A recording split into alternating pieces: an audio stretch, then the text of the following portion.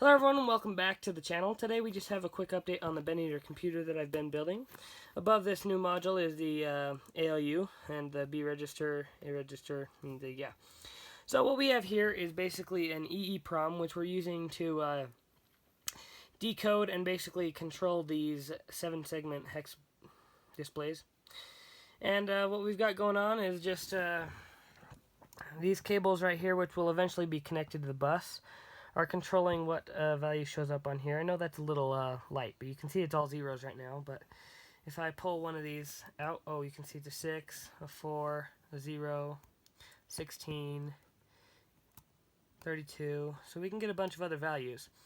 And so if you want to check out how this was programmed, Bend has a lot of great videos on how to do this, and I'll leave those up there.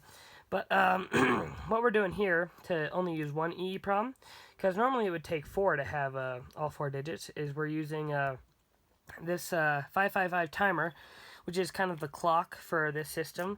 And we're using this circuit to be a multiplexer for the EEPROM so that we can get the digits out of that. So right now it's 34. I think I bumped something down here.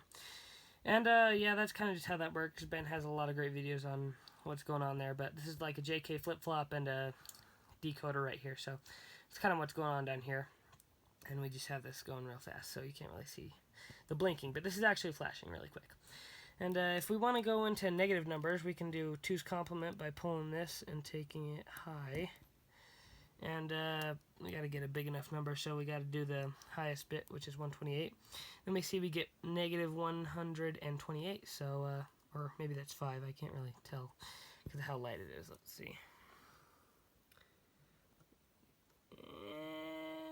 It's 129. So yeah, that's what's going on there. Just thought I'd give you guys a quick update.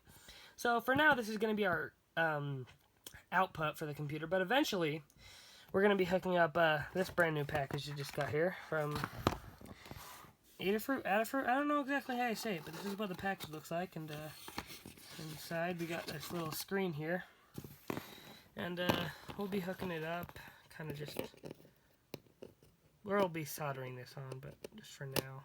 I can't plop that on, can I can't do it. Nope. Anyways, it's gonna be somewhere on the computer, and this will just basically be our final display. This is right now just what we're going to be using because that's what Ben did, but eventually we're going to be using this, and this is actually touchscreen, so if we want to get a little crazy we can, and it has a built-in buffer, so we're not going to have to build one of those, so that's nice. But yeah, eventually we're going to be using this instead of that, and it'll be pretty cool, so make sure to stay around and watch for when I add this. Thanks for watching, everyone, and see you in the next video.